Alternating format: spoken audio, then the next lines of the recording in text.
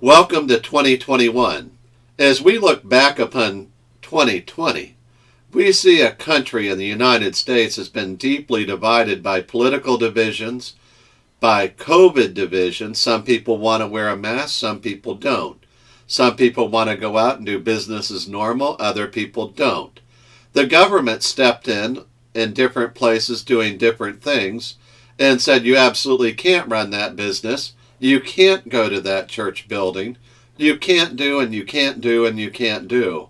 And it's caused even more problems and flashbacks and troubles for all the people in the country when the government tries to restrict movement and tries to restrict religious freedom and tries to impose a lot of restrictions. On the other side of the coin, the health experts, who don't always tell the truth apparently from their own admissions, the health experts say if we quarantine people, they'll be better. If we close some churches, that'll be better. If we close some businesses, that'll be better. In the midst of all these conflicting ideas and terrible practices, both by people trying to shut down and people trying to stay open, well, what do? When you look around 2020, you go, wow, I hope this will really be over soon, but the divisions really aren't going away. And you look at COVID and you say, we have a vaccine, it should go away. Okay, but there's probably other problems with health coming. What do we do as we look off to 21? What's it going to be like? Well, let's turn to Psalm 40 in the Old Testament. It's a psalm of David. And in verse 1 he says, I waited patiently for the Lord, and he inclined to me and heard my cry. He brought me up out of the pit of destruction, out of the miry clay, and he set my feet upon a rock, making my footsteps firm. David knew what it was like to be trapped in miry clay. He was a ruler that had God's blessing, the God of the Old Testament, Yahweh, who is the same God of the New Testament, one God, three persons, Father, Son, Holy Spirit. Same God said, you need to listen to David and pick up some pointers. And in verse 1 he said, I patiently waited for the Lord, but notice that he brought me up out of the pit of destruction, out of the miry clay. 2020 was a very difficult year. For a lot of people, their business was affected. For a lot of people, where they lived became an issue when they could no longer pay the rent or the mortgage. They know what the pit of destruction and miry clay can feel like. It feels like you've got no hope and no way out. Maybe 2021's not gone off to a good start either. But listen to David. Waiting patiently for the Lord to answer and help really helped him. Notice what he did. The Lord took him up out of the pit of destruction, out of the miry clay, and set my feet upon a rock, making my footsteps firm. I have a friend who works construction, and before you build a strong building, you have to get all the miry, mucky junk out of the Florida soil and move it out so that your building will rest upon a firm foundation and not muck. 2020 exposed a lot of muck in people's lives. And that muck is like a black oozing junk that you have in your life that you really ought to get rid of so you can start 2021 on a very firm foundation. Scoop all that muck up, put it out of your life, don't bring it back. He set my feet upon the rock, a rock, making my footsteps firm. The only way we're really going to walk through 2021 is to be walking upon the rock, and that rock we know is Jesus Christ, making my footsteps firm. Today is a good day to make 2021 better by saying I'm getting rid of all the muck, and I'm going to walk on solid rock from now on. And the Lord is going to do that in my life. In 2020, I would have gotten rid of that muck, but I just didn't find the way to let the Lord do that. Stop looking at yourself and saying, I'm going to let the Lord lift me up, put my feet on solid ground. And the third thing he's going to do for you in verse 3 is he's going to put a new song in my mouth, a song of praise to our God. And think about that. Would you like to be singing a new song all the way through 2021? Well, that's how, right there. Wait for the Lord. He'll bring you up. He'll put your feet on solid ground. And he'll put a new song in my mouth, a song of praise to our God. Why? Think about that. Because of what he's done for you. There's another blessing in verse 3. In verse 3, he also says, many will see and fear and will trust in the Lord. When you're walking in the strength of Jesus every day, and when you're walking on the rock of his power, and when you're no longer mired down in all the muck, and they're going to look at you and say, something's different about that guy. Something's different about that girl. Something's different about that boy. Something's different about that husband or that wife. You know, when we walk with God and we stand on the rock, people will see it and fear and trust in the Lord. We'll be sharing our faith and telling them the gospel of Jesus Christ. You see, he's not making a special promise just to David. He's making a promise to all of us for the new year of 2021. Verse 4. How blessed is the man who has made the Lord his trust and has not turned to the proud nor to those who lapse into falsehood. You know, the government can be a great help, and God said in Romans 13, he establishes the government and holds them up. But they're designed to be a minister of good for God. And when the government lapses into falsehood and doesn't tell us the truth about the virus, or about businesses, or about churches, we need to be very careful. Verse 5. Many, O Lord my God, are the wonders which you have done. Have you seen any wonders lately? Keep looking. God's doing them. And your thoughts towards us, there is none to compare with you. If I would declare and speak of them, they would be too numerous to count. Has your mind been focused on the things of earth and not on the things above? Have you been seeing God work in your life even in 2020? No matter what happened in 2020, that's over, done, gone. But let's keep in mind the wonders that God's done to get us this far, and how great it is to have a vaccine and hope for the future with COVID. But God says, keep remembering the good of what happened and seeing my wonders. And in verse 6 he says, sacrifice and meal offering you have not desired. My ears you have opened. Burnt offering and sin offering you have not required. Then I said, behold, I come. In the scroll of the book it is written of me, I delight to do your will, O my God. Your law is within my heart.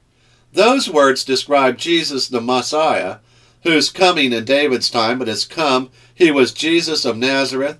He died on the cross for our sins according to the Scriptures, and he was raised again according to the Scriptures. And today he offers all of us new life, eternal life in him. And if we'll confess that we're a sinner, if we will say in our hearts, Lord, I know I have sinned against you, and I want you to forgive me right now because I believe that you love me and Jesus Christ died on that cross for me. I'm going to pray a prayer with you. You can pray it with me right now. Lord Jesus, I believe that I am a sinner and I fall short of the glory of God. Lord, I know too that the wages of death is sin, but you offer me the free gift of eternal life right now. I accept that free gift, Lord. I believe that your Son died on the cross for me. I confess him as Lord with my mouth and believe in my heart that God raised you from the dead.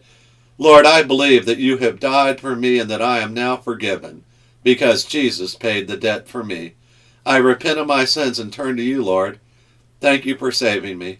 Thank you that I now have eternal life. In your name I pray. Amen. If you prayed that prayer with me, send me an email to friend@christassembly.org. But back to the text. Verse 9. I have proclaimed good tidings of righteousness in the great congregation. You should be telling believers, the people of the great congregation, the people of Israel in Psalm 40, but the greater congregation today of all people who know about Christ. Your friends, family, and others who know Jesus as Savior, they need to hear you talk of the way that God's taken you out of the mire and put you on the rock. They need to hear of the great wonders that God's doing in your life. They need to hear. Proclaim it. Proclaim it. He says in verse 9, I will not restrain my lips. Oh, Lord, you know.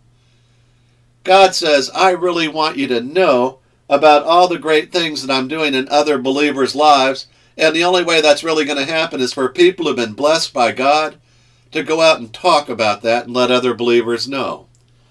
I have not hidden your righteousness within my heart. I have spoken of your faithfulness and your salvation. I have not concealed your loving kindness and your truth from the great congregation. 2021 should be a year where every believer is telling other believers about the great things that God's done that starts with righteousness in your heart. The moment you became a believer, that you were born again, God said, I'm going to make you totally righteous because I'm going to do it, not you yourself. I'm going to take all the righteousness of Jesus Christ, and when he comes into your life, he brings all of his righteousness with him, and your sins have been forgiven. You are holy and blameless before God. Don't conceal what he's doing in 2021. Verse 11. You, O Lord, will not withhold your compassion from me. Your loving kindness and your truth will continually preserve me. For evils beyond number have surrounded me. My iniquities have overtaken me, so that I am not able to see. They are more numerous than the hairs of my head, and my heart has failed me.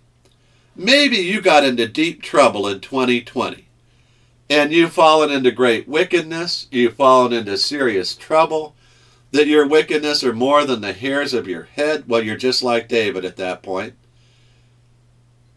And God says we've all sinned and fallen short of the glory of God. But he says if we confess our sins, he is faithful and righteous to forgive us our sins and to cleanse us from all unrighteousness. You see, 2021 is also a time when we leave our sin behind. We get all that muck out of our lives and we say, you know, I've done a lot of bad things, but 2021 will be the year where I stand on the rock, by the grace of God and by the power of Jesus Christ.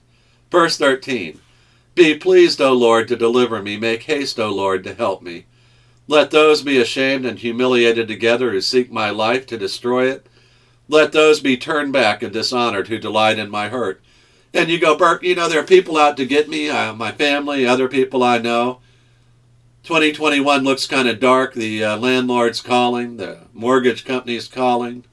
My boss says I got another little while to work, but maybe that's going to end too. I got a lot of trouble out there, and God says, no, I can help you. Don't focus on that. Don't freak out over the future. Trust God. Those people who want to hurt a believer, they're in for real trouble. Verse 15. Let those be appalled because of their shame who say to me, aha, aha. Let all who seek you rejoice and be glad in you. Let those who love your salvation say continually, the Lord be magnified. As you listen this to me, say these words with me. The Lord be magnified. I want 2021 to follow the pattern in my life of Psalm 40. And I want to be saying, the Lord be magnified continually in 2021 and for the rest of my life. And I want to make that a real heart promise with me. That, Lord, I'd love you to be magnified in my words, my action, my prayers, my interactions with other believers, with unbelievers. Everything I do, everything I think, everything I say, I want that to magnify the Lord Jesus Christ. Verse 17. Since I am afflicted and needy, let the Lord be mindful of me. You are my help and my deliverer. Do not delay, O my God. And you go, wow, he kind of ended the psalm on a low note. No, actually ended it on real life. He did not promise that there will be no afflictions in 2021. The only question is how you're going to handle them. Are you going to let God get all that muck out of your life, stand on the rock, and take what comes? By the power of Jesus Christ, you will get that, get through that, and the glory of heaven waits. Wow. And on earth, you can do the will of God every day. So he's not saying there won't be any more afflicted, there won't be any more needy, and we may be both in 2021. But the Lord's going to be mindful. Let the Lord be mindful of me. Wow. 2021, a year of the Lord being mindful of you and me. You are my help and my deliverer. So when the afflictions and the needs arise and trouble comes, we're going to turn to the Lord. We're going to ask him to be mindful of us. We're going to rely upon him as my help and my deliverer. And guess what? God never slumbers or sleeps. He's always going to come. Do not delay, oh my God. When you look back on 2020, you go, I'm glad that year's over. As you look forward to 2021, let's say to the Lord, Lord, be magnified in my life the whole year. I love the Word of God. He doesn't sugarcoat it. He doesn't tell us things that aren't true because we aren't able to handle them yet. The God of the Bible, the Lord Jesus Christ, God the Father, and God the Holy Spirit, they have a plan for our lives in 2021, and it is a marvelous thing to see and to walk in the Holy Spirit and in the power of God. Let's pray. Father, I'd pray for all the folks across America and across the world, for all the believers, that we will make 2021 a year where we say, let the Lord be magnified, because we are going to turn to you in 2021. That we know we can't do it on our own, but as an act of our will by the power of God, we give you all the year, Lord, all of 2021. There'll be times we know we'll be needy and afflicted, but we're going to turn to you at all times. We're going to walk in the Spirit of God and by the power of God, with the love of God. Father, may your love shine out of our lives because we love you with all of our heart, mind, soul, spirit, with every part of us, with everything we do. We want to love you, Lord. May 2021 be a year of your love flowing through us because we love you by your power and grace and glory. In the name of Jesus we pray, asking for your blessing. Amen. Hallelujah.